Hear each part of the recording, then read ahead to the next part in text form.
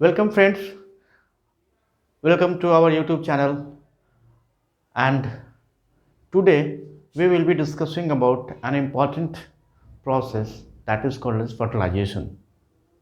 It is a step well planned reaction which often occurs in the reproductive organ of the female individual, and here the haploid male and haploid female gametes nucleus get fused to form a zygote, single celled zygote, okay, which is diploid in number. So this is the definition which we often go through. So if we are concentrating to our the basic topic, the fertilization in the examination is asked about two types of the fertilization. The first one is the external fertilization, and the second one is the internal fertilization. External fertilization we will study is the fertilization which occurs outside the body, okay, means the sperm is released outside in the outer environment and the fertilization occur outside the body. And in this case we will be studying and discussing about the fertilization of or the fertilization which occur in the sea urchins.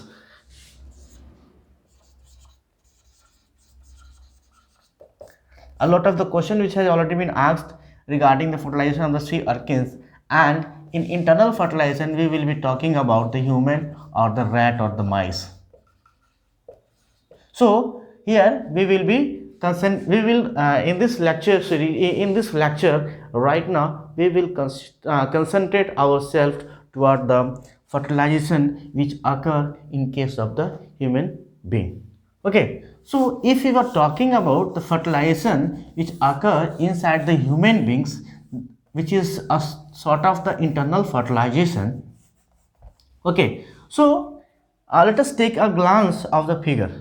Just if you look toward the figure, then we find that this is a female reproductive tract. Okay, this is the structure of the female reproductive tract. This is the vagina from where the entry of the sperm occurs, and this is the ovary from where the entry of the mature, not you can say that mature, that is called as, in technically we can say the entry of the secondary oocyte occurs, and it reaches to the ampulla where it waits for the sperm to come and interact. Okay, so let us understand here, yeah, the ovary, and this is the fimbria, the finger-like projection which is occurring at the distal part of the infundibulum, and which after the evolution or during that period of the evolution due to the hormonal effect, or you can say due to the hormonal effect, whenever the ovum is to ovulate, then what happens, there are some sort of the hormonal reaction is there, which influences the infundibulum, and infundibulum to swipe over the ovary to get the ovum inside it, not you can say to get the secondary oocyte inside it, because right now in the last classes of the oogenesis we have studied the division, yani meiotic division of the secondary oocyte is arrested at the metaphase state of the meiosis 2. So this is still in the case of the secondary oocyte, and the swiping of the infundibulum, or just you can say the fimbria, will let the entry of the ovum inside the fimbria, and it will travel towards the ampulla with the help of the ciliary movement which is attained by the which is attained in the inner part of the you can say the ampulla or the inner part of the fallopian tube. So the big question arises here, why it does it sweeps, and although the ovum is immotile, and how does it get inside the how does it travel inside the fallopian tube to reach the ampulla of, well, whenever whenever it is ejaculated, means whenever the ovulation occurs, okay, whenever the ovulation occurs, it creates and some harmonic influence over the part of the you can say the fallopian tube, and some sort of the you can say some sort of the prostaglandin is also secreted, which enhances the motility of the muscular movement of the fallopian tube. Okay, and this is the reason why the infundibulum or the fimria swipe over the surface of the ovary to get the ovum inside it. So firstly we have discussed it because ovum has to travel less, and it has only to travel from this infundibulum from this ovary to this part of the ampulla. And right now here, after it reaches to the ampulla, it rests, and it wish to come, it reach and wait for the sperm to come. So this is about the ovulation and the capturing of the ovum with the help of the fimbria, and it reaches to the ampulla. So right now let the ovum wait here in the ampulla region for the arrival of the sperm. Now if we will focus on the sperm, right now let us focus on the sperm. So what happens, first of all, whenever the sperm is discharged into the female reproductive tract, obviously the sperm is firstly discharged in the vagina. And if you are talking about the rat, that the sperm is discharged directly into the uterus. Okay, so right now the the sperm has already been discharged in the in the vaginal region. And what happens here, what happens first,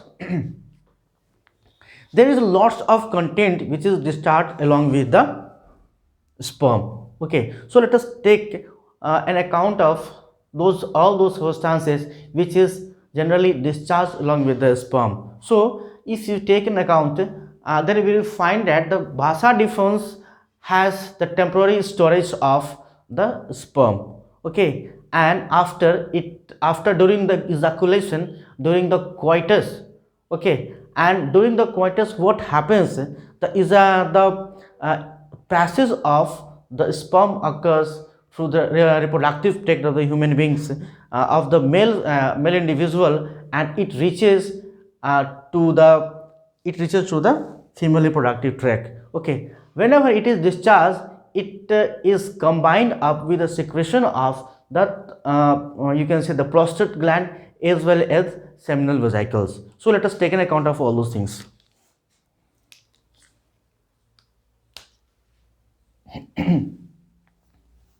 First, let us take the vasa deferens. It contain how much? It contain the sperm, other enzymes and inhibitory factors.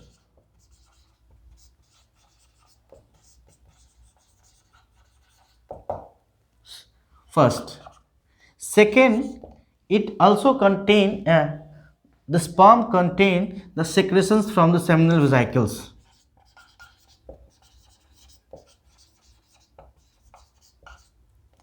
And it could be the fructose. Okay, this is the most important thing, that the fructose is the substance which will provide energy and ATP to the maturing sperm, and to make it just provide energy to make to swim along the pathway. Okay, now then after it also contains citric acid, fructose, citric acid, and you can say the prostaglandin. Okay, the fibrinogen.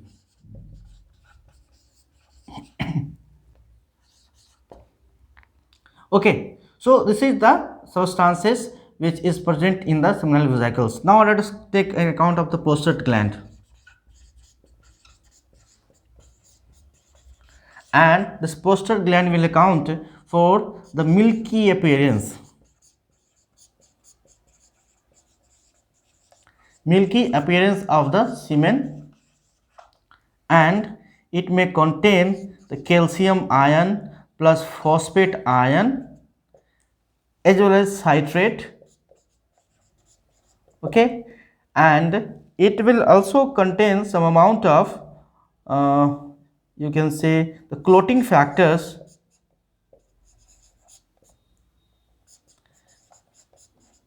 and profibrinolysin.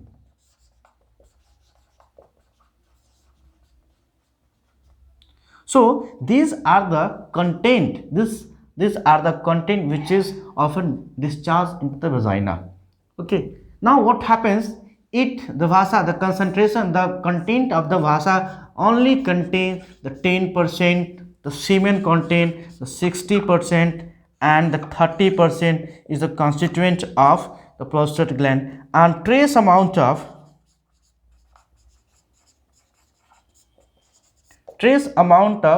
mucus is also secreted. Trace amount of the mucus is also secreted. So right now what happens, you can say here that the concentration of the seminal vesicles is more here. So first of all we have got that what is the function of the fructose. It provides the energy. The fructose provides energy and ATP so that it could easily swim into the reproductive tract or uterus or the oviduct. Now the prostaglandin, what is the function of the prostaglandin? Okay, so whenever the sperm is discharged, it just react with the cervical mucus. It reacts with the CM, cervical mucus, and you know that it is very stingy. It is very stingy in nature. It is very stingy, and it reacts with the cervical mucus and make the cervical mucus competent for the reception of the sperm. So the sperm can easily just pass through this cervical mucus without any hindrances. First, the second, it just get inside into the uterus region and it make the muscular contraction. It also excite the fimbria which is present in the endometrial region, and it just provides motility so that sperm could transfer, also sperm can swim across this region easily. Now what happens, what is the fibrinogen?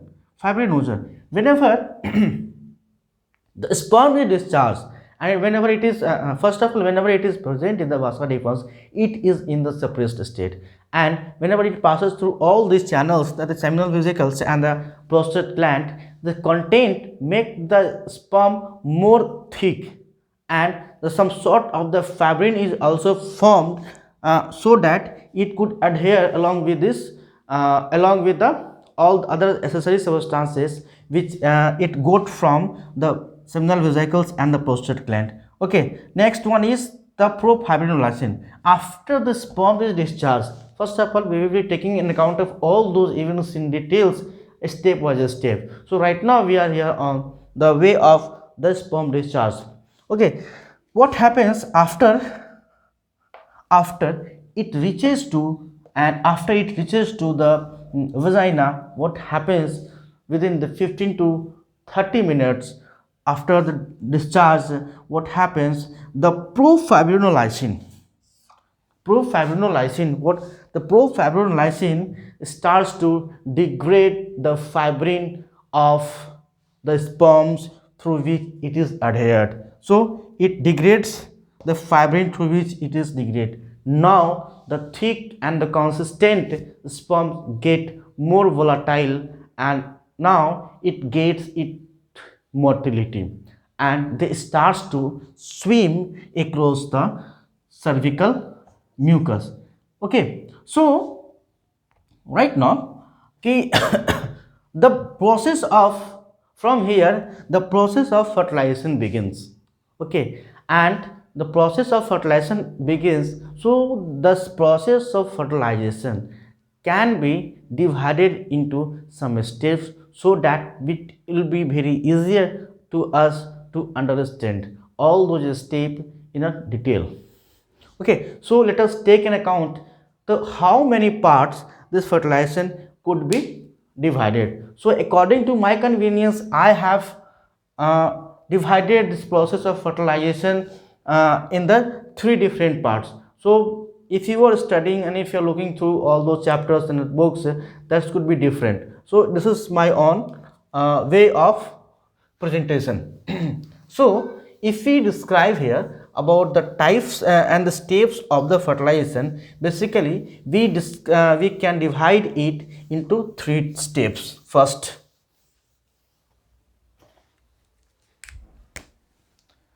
steps of fertilization.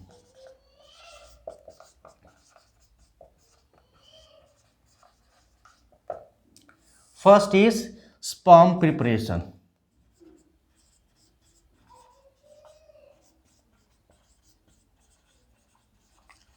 And this sperm preparation will constitute sperm capacitation and acrosome reaction.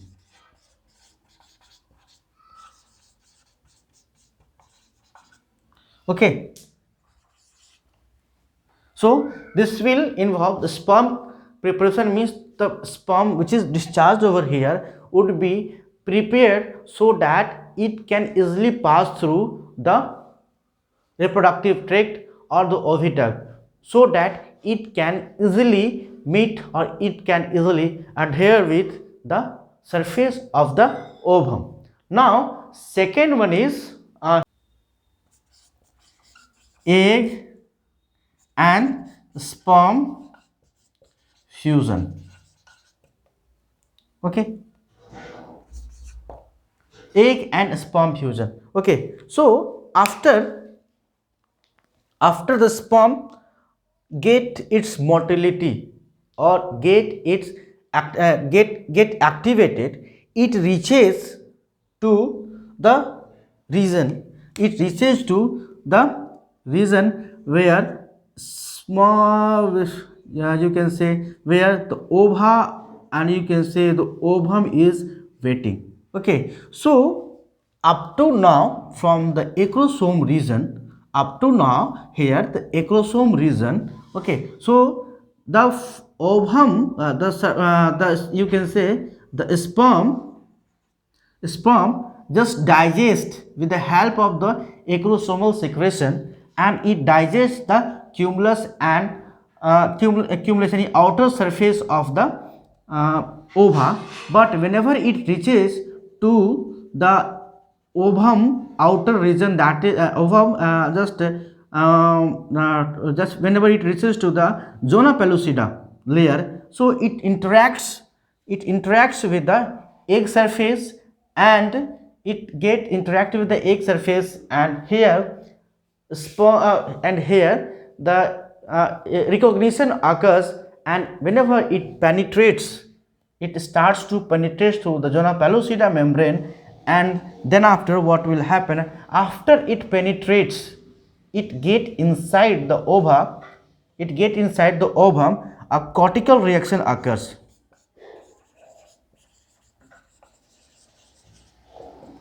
A cortical reaction occur, and with the help of this cortical reaction, what will happen, the entry of the one sperm will lead to the inhibition of the other sperm to enter inside, so it will stop the polyembryony or polyspermy.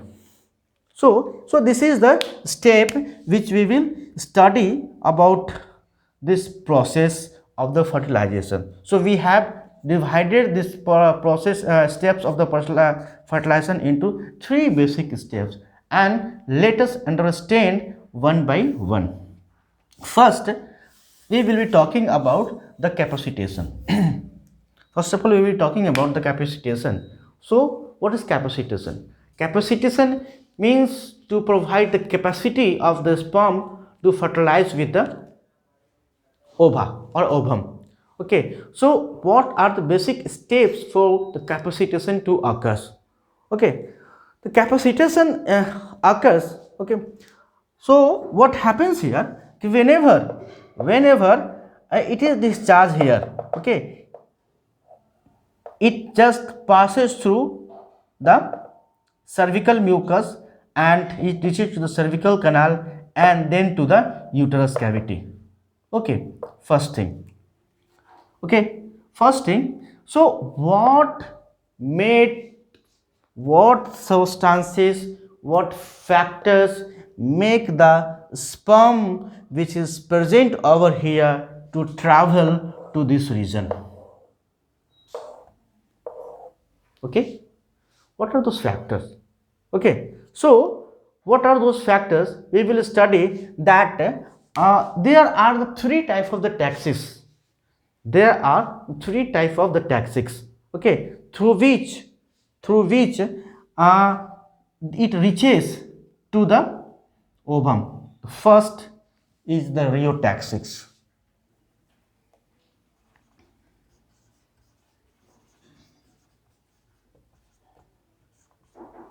So it is a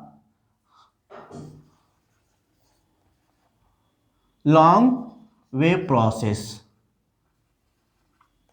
to propel, or you can say towards destination.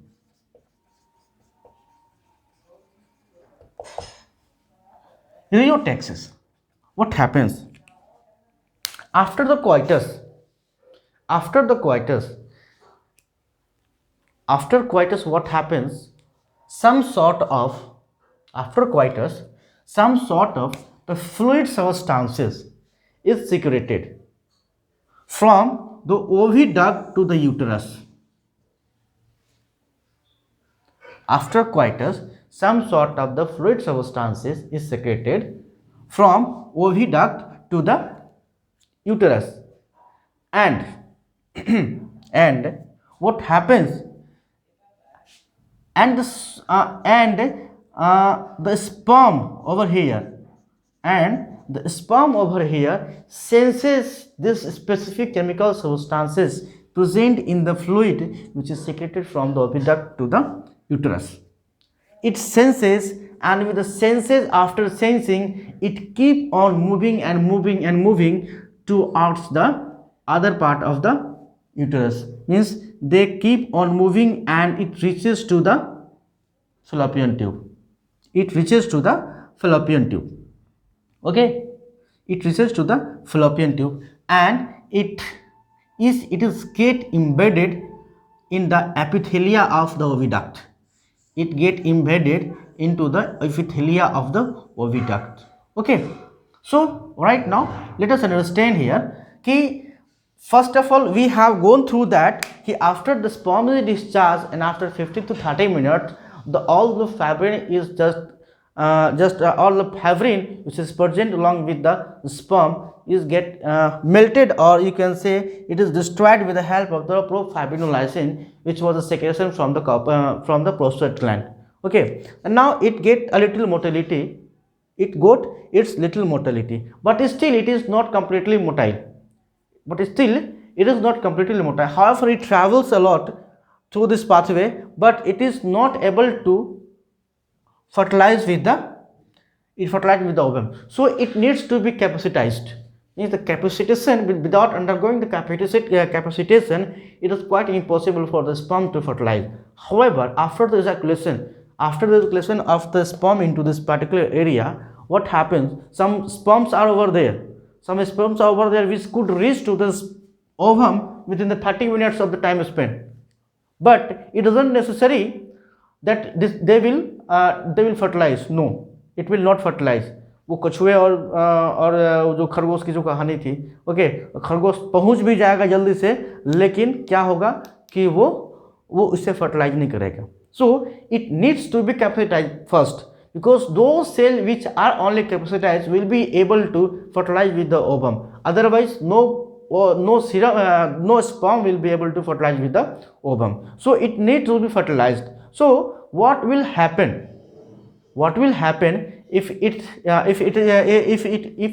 will be able to fertilize, it will undergo the capacitation process. Okay, so capacitation process will involve will involve first lipid removal.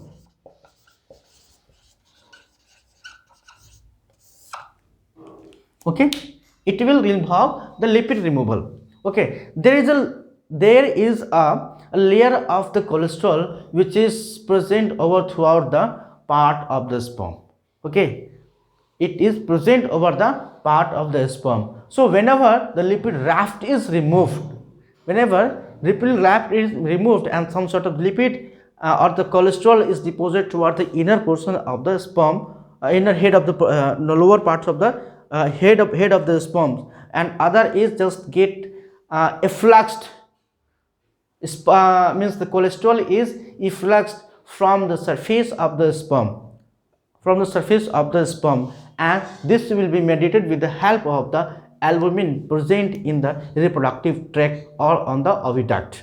Okay, so if you are taking an account of the lipid removal, second, some sort of the protein degradation.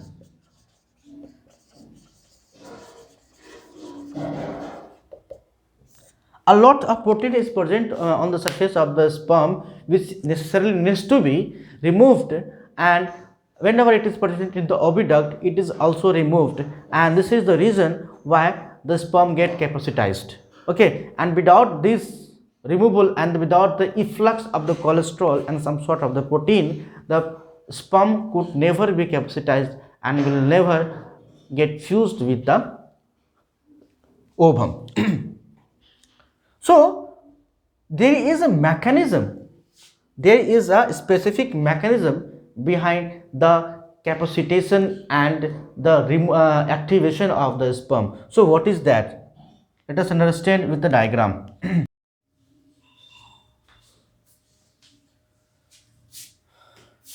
The process of capacitation is performed by the efflux of the cholesterol molecules, and this efflux of the cholesterol molecules is performed by with the help of the albumin which is present in the oviduct and other reproductive part of a human individual. Now, what happens if you look at some biochemical event which often occurs in order to the sperm to get capacitized and to gain its motility. So let us understand here.